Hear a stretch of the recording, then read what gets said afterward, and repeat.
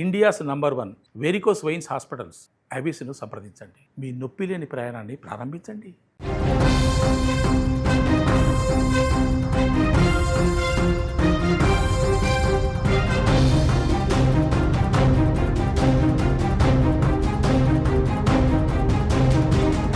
పాకిస్తాన్కు Balochistan liberation army చుక్కలు చూపిస్తోంది. ఇప్పటికే సొంత దేశంగా ప్రకటించుకున్న బలూచిస్తాన్ ఒక్కో సిటీని స్వాధీనం చేసుకుంటూ దూసుకుపోతోంది. తాజాగా సురబ్ నగరాన్ని స్వాధీనం చేసుకున్నట్లు ప్రకటించింది BLA. అక్కడి bank, levy station, police station తదితర ప్రధాన ప్రభుత్వ స్థావరాలను ఆధీనంలోకి తీసుకున్నట్లు వివరించింది. ముందుగా సురబ్ నగరంలోకి ప్రవేశించిన BLA బీభత్సం సృష్టించింది. నగరంలోని ప్రభుత్వ ఆఫీసులపై దాడి చేసి తమ ఆధీనంలోకి తెచ్చుకుంది.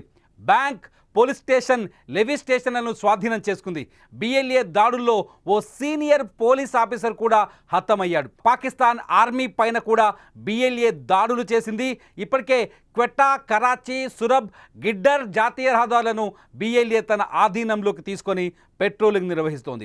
ఇలా BLA దూకుడుతో క్రమంగా బలూచిస్తాన్పై పాకిస్తాన్ పట్టును కోల్పోతోంది. ఇప్పటికే బలూచిస్తాన్ తమ సొంత దేశంగా ప్రకటించుకుంది. పాకిస్తాన్ ఆర్మీ బలూచిస్తాన్లోకి వచ్చే ప్రయత్నం చేస్తుంటే ఆర్మీ వాహనాల్ని కూడా ధ్వంసం చేసింది. బలూచిస్తాన్ భారీ ఎత్తున తిరుగుబాటుని బలోపేతం చేసింది. బలూచిస్తాన్ లిబరేషన్ ఆర్మీ ఇప్పటికే స్వతంత్రాన్ని ప్రకటించుకుంది. మన విజువల్స్లో చూస్తున్నాం. పాకిస్తాన్లో బలూచిస్తాన్ పోలీస్ స్టేషన్ పైన దాడి జరిగిన దృశ్యాలను చూస్తున్నాం. బలూచి ఆర్మీ పోలీస్ స్టేషన్, ఎక్కడైతే ఈ సురబ్ నగరంలో పోలీస్ స్టేషన్ ఉందో ఆ సురబ్ నగరంలో పోలీస్ స్టేషన్ పైన BLA దాడులు చేస్తున్న విజువల్స్ మీరు స్క్రీన్ పైన చూస్తున్నారు. BLA తన సత్తాను చాటుకుంటోంది. పాకిస్తాన్ బలహీనత బలూచిస్తాన్ ప్రిమిసిస్లోకి రాకముందే బాంబులు పెట్టి పేల్చేస్తున్న BLA బలూచిస్తాన్ పరిధిలో ఉన్న నగరాలని సొంతం చేసుకుంటూ వస్తోంది. బలూచిస్తాన్ స్వతంత్ర పోరాటం ఇప్పటిది కాదు, ఎప్పటి నుంచో బలూచిస్తాన్ పాకిస్తాన్తో యుద్ధం చేస్తుంది.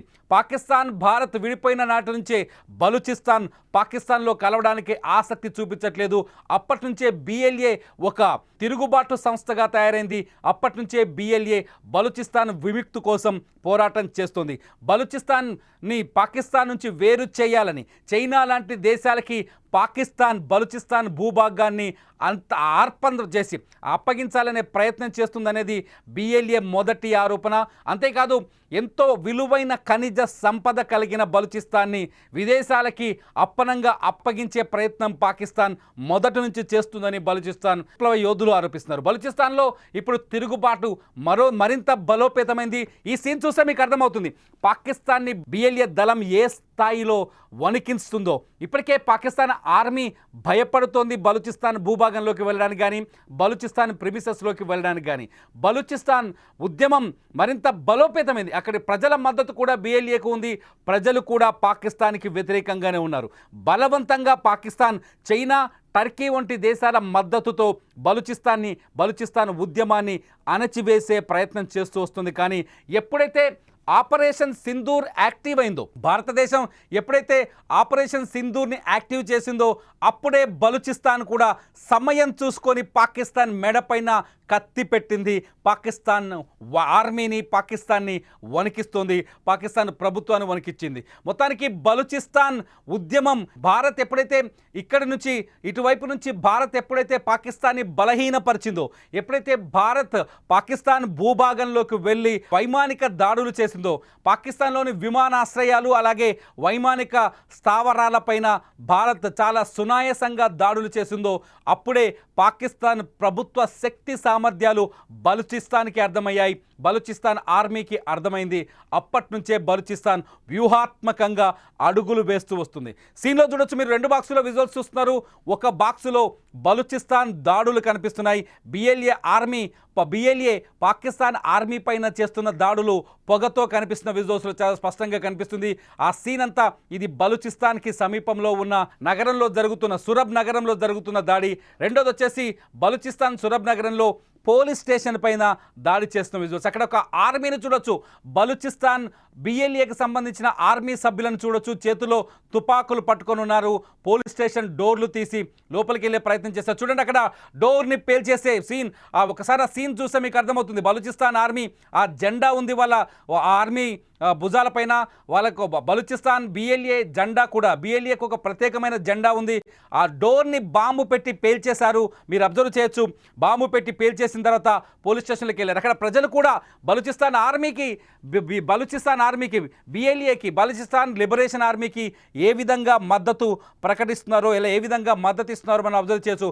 ఒక్కరు కూడా పోలీస్ స్టేషన్ పైన దాడి జరుగుతుంటే ఆపాలని కానీ అడ్డుకునే ప్రయత్నం కానీ జరగట్లేదు. ఇదంతా చూస్తుంటే చాలా స్పష్టంగా అర్థమవుతుంది, బలూచిస్తాన్ ప్రాంతం అంతా ఇప్పుడు బిఎల్ఏ ఆధీనంలోకి వచ్చిందని. ఇప్పటికే బలూచిస్తాన్ చాలా స్పష్టంగా స్వతంత్రాన్ని ప్రకటించుకుంది.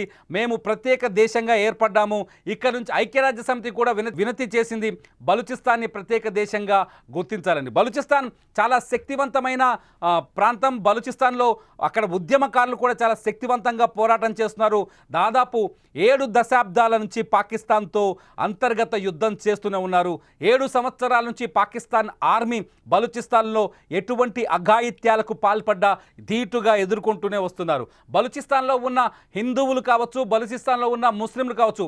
పాకిస్తాన్ అంటే సాధారణంగా పాకిస్తాన్లో ముస్లిం కమ్యూనిటీ అధికంగా ఉంటుంది కాబట్టి ముస్లింలంతా పాకిస్తాన్కి మద్దతు అనుకుంటున్నారు. కానీ బలూచిస్తాన్లో సిచ్యువేషన్ వేరే ఉంది. బలూచిస్తాన్లో అక్కడి ముస్లిం పాపులేషన్ కూడా పాకిస్తాన్ని క్షమించట్లేదు. అక్కడున్న ముస్లిం పాపులేషన్ కూడా పాకిస్తాన్ని వ్యతిరేకిస్తుంది, పాకిస్తాన్ పెత్తనాన్ని వ్యతిరేకిస్తుంది. పాకిస్తాన్ అనేది ఒక పిచ్చి దేశం అనే విషయం బలూచిస్తాన్కి చాలా స్పష్టంగా తెలుసు. పాకిస్తాన్కి తమ ఆస్తులని, తమ సర్వస్వాన్ని అర్పించాలి అనే ఆలోచన బలూచిస్తాన్కి చాలా స్పష్టంగా తెలుసు. బలూచిస్తాన్లో బొగ్గు, రాగి, బంగారు ఖనిజాలు ఉన్నాయి. ఈ ఖనిజాలని దోచుకోవడం కోసం పాకిస్తాన్ చేయని కుట్రంటూ లేదు. పాకిస్తాన్ ప్రభుత్వం బొగ్గు ఈ ఖనిజ సంపద దోపిడీ కోసం చైనాకి ఈ ప్రాంతాన్ని అప్పగించింది.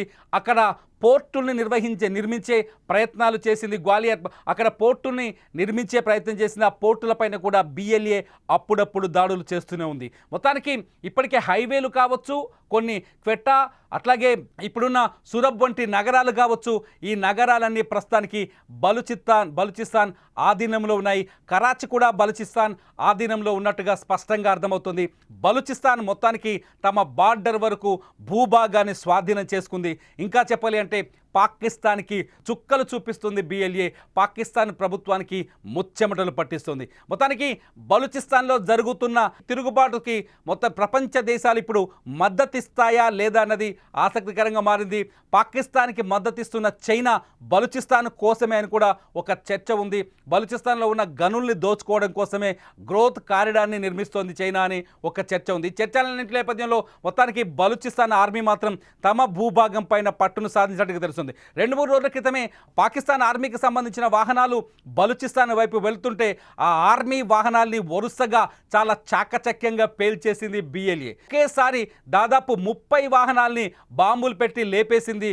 దీంతో ఆర్మీ బలూచిస్తాన్ వైపు అడుగులు వేయడానికి, పాకిస్తాన్ ఆర్మీ బలూచిస్తాన్ వైపు అడుగులు వేయడానికి భయపడే పరిస్థితి ఏర్పడింది. మొత్తానికి బలూచిస్తాన్ ఇప్పుడు పాకిస్తాన్ వెన్నులో వణుకు పుట్టిస్తుంది, కంటి మీద కునుకు లేకుండా చేస్తుంది. నిన్న పాక్ ప్రధాని చాలా స్పష్టంగా చెప్పారు, అజర్బైజాన్లో టర్కీ, అజర్బైజాన్, పాకిస్తాన్ 3 కలిసి ఒక కుట్రపూరితమైన సమావేశాన్ని ఏర్పాటు చేసుకున్నాయి. టర్కీ ఆయుధాలని సప్లై చేస్తే అజర్బైజాన్ కూడా ఆర్థిక సహాయం చేయడానికి పాకిస్తాన్ ముందుకొచ్చింది. ఇదే సమయంలో పాకిస్తాన్ ప్రధానమంత్రి షహబాజ్ షరీఫ్ కొన్ని విచిత్రమైన వ్యాఖ్యలు చేశారు. ఏం చేశారు? భారతదేశం మాకు కంటి మీద కొనుకు లేకుండా చేస్తుందని చెప్పారు. భారతదేశం మేము దాడి చేద్దామని ప్లాన్ చేసుకునే లోపే పాకిస్తాన్లో తుక్కు రేగొట్టిందని, పాకిస్తాన్లో వరుసగా దాడులు చేసి నిద్ర లేకుండా చేసిందని బహిరంగంగా ప్రపంచ మీడియా ముందు అంగీకరించాడు. కానీ అంతకుముందుకు ఇదే షెహబాజ్ షరీఫ్ పాకిస్తాన్లో ఏం చేశాడు? విజయోత్సవ ర్యాలీలు చేశాడు. మే 10వ తేదీకి ముందు సీజ్ ఫైర్ తర్వాత కొత్త వింత నాటకాలు ప్రదర్శించాడు. ఎప్పుడైతే పాకిస్తాన్ ప్రధానమంత్రి అజర్బైజాన్లో ఈ ప్రకటన చేశారో అక్కడే పాకిస్తాన్ ఆర్మీ చీఫ్ కూడా ఉన్నారు. అయితే మొత్తానికి బుద్ధి వచ్చినట్టుగా నటిస్తోంది పాకిస్తాన్. కశ్మీర్ పైన చర్చిద్దాం, అట్లాగే సింధు జలాలపైన చర్చిద్దాం, ఉగ్రవాదం పైన చర్చిద్దాం అంటూ భారత ప్రభుత్వానికి ఆదేశాలు పంపిస్తోంది, సందేశాలు పంపిస్తోంది. చర్చలకు భారత ప్రభుత్వం ముందుకు రావాలని అంటుంది. కానీ పాకిస్తాన్లో మాత్రం అక్కడ ఉగ్రవాదులు సమావేశాలు నిర్వహిస్తున్నారు. నిన్న లష్కరే తోయిబా అధినేత ఎవరైతే హఫీజ్ సయీద్ ఉన్నాడో, ఈ హఫీజ్ సయీద్ పాకిస్తాన్లోని పంజాబ్ ఏరియాలో ర్యాలీలు చేశాడు. నేను వస్తున్నాను, భారత్ అంతు చూద్దాం, భారత్ పైన రక్తపాతాన్ని కొనసాగిద్దామంటూ రెచ్చగొట్టే ప్రసంగాలు చేస్తున్నాడు. ఉగ్రవాదుని అప్పగిస్తామని షహబాజ్ షరీఫ్ ఒకవైపు చెప్తుంటే, ఉగ్రవాదులు ప్రభుత్వం పైన ఆధిపత్యాన్ని, అజమాయిషిని ప్రభుత్వం కంటే బలంగా కనిపిస్తున్నారు పాకిస్తాన్లో. ఇటువంటి పరిస్థితుల్లో బలూచిస్తాన్ తమ అవకాశాన్ని తీసుకొని బలూచిస్తాన్ తమ దేశానికి, తమ ప్రాంతానికి స్వతంత్ర దేశంగా స్వతంత్రాన్ని ప్రకటించుకుంది. ఇదంతా చూస్తుంటే పాకిస్తాన్ అంతర్గత యుద్ధంతో దద్దరిల్లిపోతుందని స్పష్టంగా అర్థం చేసుకోవచ్చు. ఒకవైపు భారత్ భయం, మరోవైపు బలూచిస్తాన్ ఒత్తిడి, ఈ రెండు పాకిస్తాన్ ప్రభుత్వానికైతే నిద్ర లేకుండా చేస్తున్నాయని మాత్రం మనం ఇక్కడ చాలా స్పష్టంగా అర్థం చేసుకోవచ్చు. అసలు మీరేమనుకుంటున్నారు? బలూచిస్తాన్ మరింత బలపడుతుంది అనుకుంటున్నారా? భారత్ మద్దతు కూడా బలూచిస్తాన్ కోరే అవకాశం ఉందనుకుంటున్నారా? అయితే లైవ్లో వస్తున్న ఈ వీడియో కింద మీరు కామెంట్ చేయండి. మీ కామెంట్స్ అద్భుతంగా ఉంటే ఖచ్చితంగా వాటిపైన నేను మరో లైవ్ చేయడానికి రెడీగా ఉన్నాను. చూస్తూనే ఉండండి సుమన్ టీవీ.